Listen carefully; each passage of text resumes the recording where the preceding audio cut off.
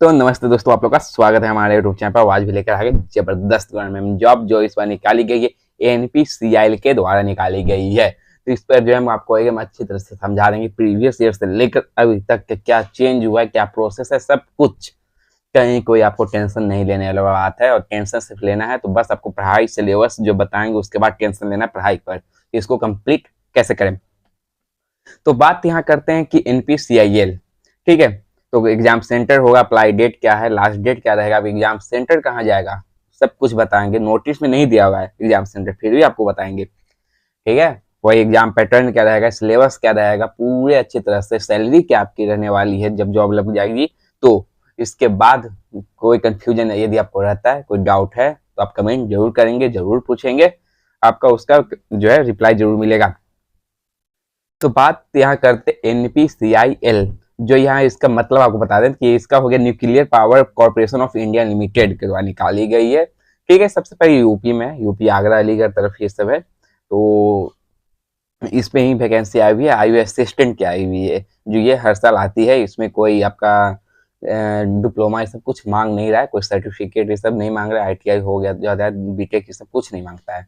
इसमें सिर्फ आपका ग्रेजुएशन मांगता है, ठीक है। मतलब क्वालिफिकेशन में आपका ग्रेजुएशन होना चाहिए। साइंस से आप किए हुए, आर्ट्स से किए हुए, कॉमर्स से किए हुए, किसी भी स्ट्रीम से किए हुए, तो आप इसे आप अप्लाई कर सकते हैं। तो ठीक है। तो यहाँ असिस्टेंट की जो बात किए थे हम, तो असिस्टेंट एक एचआर होता है, एक एफए होता है, एक सीएमएम होता है, ठीक है। इसको 3 भाग में इसको डिवाइड किया गया है, तो इसी के बारे में पूरा अच्छी तरह से आप जानते हैं।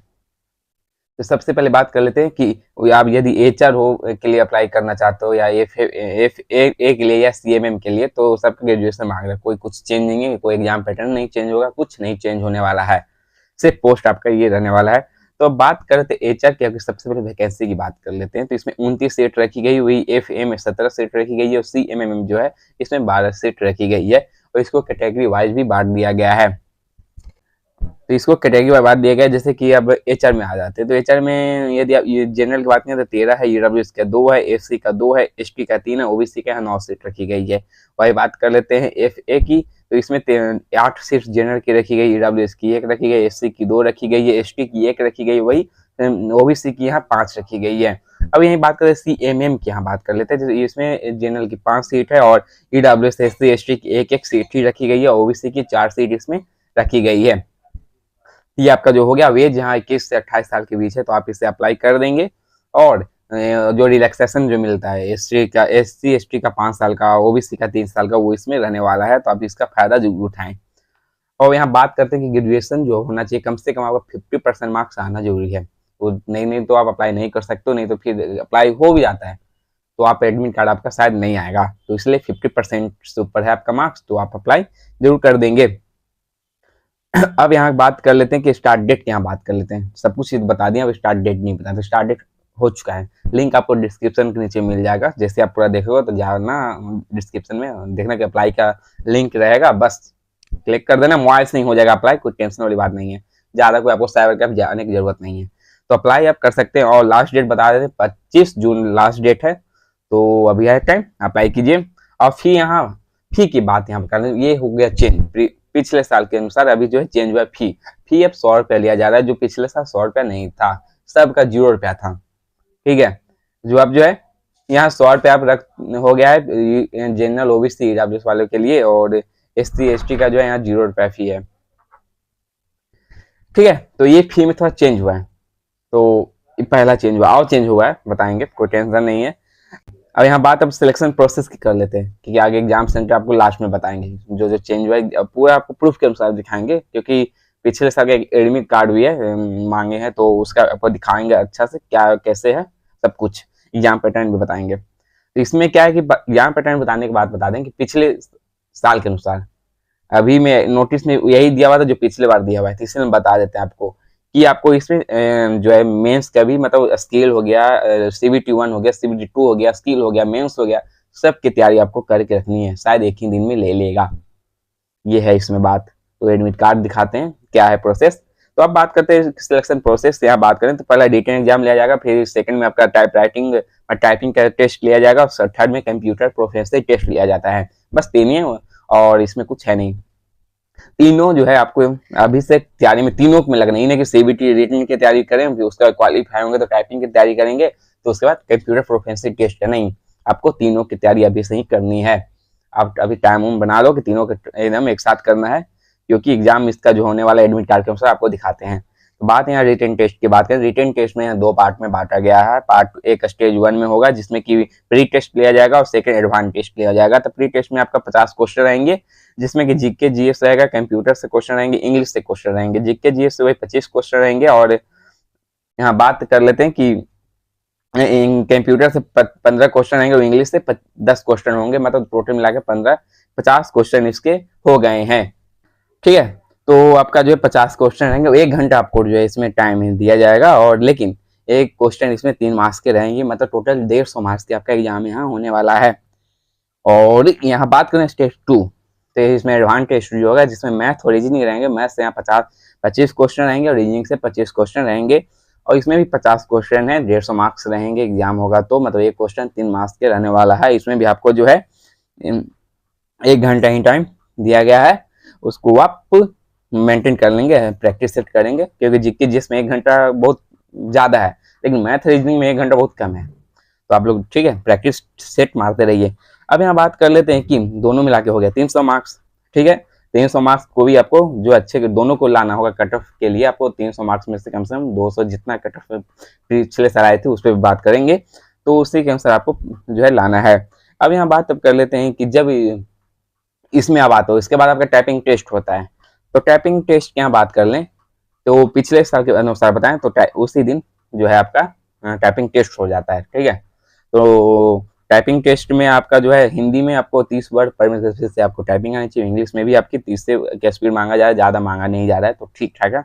आपको एक ही चाहिए, कोई ज़्यादा नहीं। आपको हिंदी आ रहा है तो हिंदी में आप कर सकते हो, इंग्लिश तो इंग्लिश में भी आप कर सकते हैं। और 10 मिनट डिक्टेशन जो मतलब टाइपिंग जो आपका रहेगा 10 मिनट तक करवाया जाएगा। और मिस्टेक जो है यहाँ 3% की मिस्टेक रखी गई है।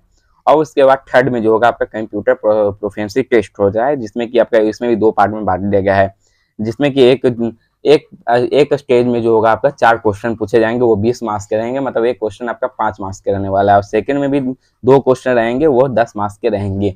अब सवाल क्या रहेगा, सवाल आपका MS word, MS excel, computer shortcut की, ये सब से कुछ सवाल रहेंगे, बस ज़्यादा कुछ रहने वाले नहीं है।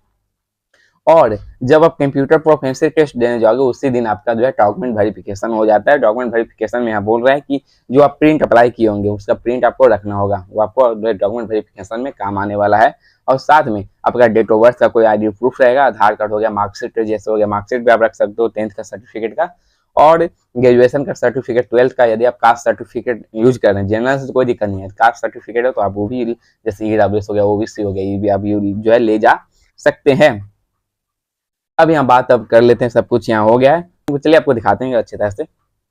तो ये एडमिट कार्ड है, ये जो 14 मार्च 2023 का है। ठीक है, तो ये आपको हम दिखाते हैं क्या है, ये कैसे, कहाँ है, एग्जाम सेंटर कहाँ जाएगा। तो ये जो है निकला हुआ था NPCIL का ही है निकला हुआ, ये आप देख रहे हो नरौरा जिला बुलंदशहर UP। ठीक है, बुलंदशहर है। और ये असिस्टेंट HR के अप्लाई किए थे, EWS कैटेगरी है। यहाँ परीक्षा तिथि की यहाँ बात कर लेते हैं, और यहाँ दिया हुआ है स्थान, दिया हुआ है तिथि का समय, दिया हुआ है पहुँचने का समय, दिया हुआ है एडमिट कार्ड में। ठीक है, तो यहाँ परीक्षा तिथि जैसे कि बोलते हैं प्री होगा, प्रारंभिक परीक्षा होगी, एडवांस होगा, रिटन एग्जाम के लिए बात कर रहे थे। तो यहाँ 1 घंटा आपको टाइम दिया जाए प्री के लिए, जिसमें कि पार्ट 1 में चरण 1 है और चरण 2 में आपको 2 घंटा का एग्जाम इसमें लिया गया है एडवांस परीक्षा के लिए, जिसके आपको एग्जाम पैटर्न बताए दिए हैं। और यहाँ स्थान जो है दिया हुआ है, उसी दिन दोनों होगा।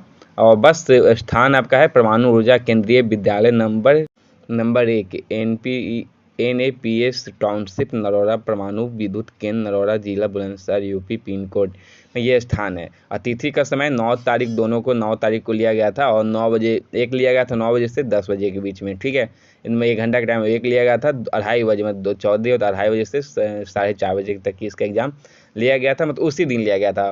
लेकिन आपको पहुँचने का टाइम या रिपोर्टिंग टाइम 7:30 बजे इसमें बताया गया है।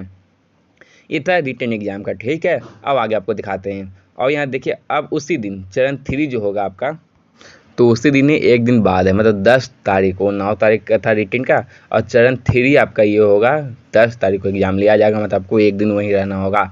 और ये चरण 3 में स्किल टेस्ट होगा आपका, जो टाइपिंग टेस्ट हम बोले थे वो इसमें लिया जाएगा 8 बजे, मतलब आपका रिपोर्टिंग टाइम ये दिया हुआ है। तो ये आप टाइम देख लें, मतलब कि आपका जो है रिटेन मतलब फर्स्ट एग्जाम स्टेज 1 और यहाँ इसकी टाइपिंग का जो टेस्ट था ये आपका एक दिन बच करके लिया जा रहा है। मतलब आपको जो है आपको रहने का, खाने का, पीने का आपको डेरा लेके रहना होगा कहीं आपका जो है। तो यहाँ आपको खाने पीने की व्यवस्था खुद करना है, ये इसमें बताया हुआ है। कार्ड में आपको लिख देता है कि ये इसका जिम्मा ये नहीं लेंगे। आपको टाउनशिप में है तो आपको रूम जो है मिल जाएगा, इसका टेंशन भी जो है आपको लेना नहीं है बस, ठीक है। अब यहाँ थर्ड एग्ज़ाम जो आपको बताया था ये आपका, इसके दोनों निकलने के बाद, कट ऑफ निकलने के बाद आपका जो है थर्ड एग्ज़ाम लिया जाएगा और उसमें आपका डॉक्यूमेंट वेरिफिकेशन होगा, ठीक है। आप टाइम देख लें। और यहाँ आपका एग्ज़ाम सेंटर भी आपको जैसे कि बता दिए, Narora atomic power centre Bulandshahr में ही लिया जाएगा। मतलब जगह भी अच्छी है और 7 बजे से और 10 बजे एग्ज़ाम आपका रहेगा, 8 बजे से है। ये आपका टाइम सब बता दिया, 8 बजे रिपोर्टिंग टाइम है, ठीक है। ये पिछले ठीक है बताएं, पिछले ईयर का जो एडमिट कार्ड आया हुआ था वो अब जब आएगा तो मतलब ऐसे ही आपका आने वाला है। ये NPCL का पूरा जानकारी आपको जो है दे दिए। बस ये था मेरा पूरा प्रोसेस था पूरा NPCIL का। तो कैसा आपको लगा कमेंट करें और शेयर और सब्सक्राइब करें। धन्यवाद।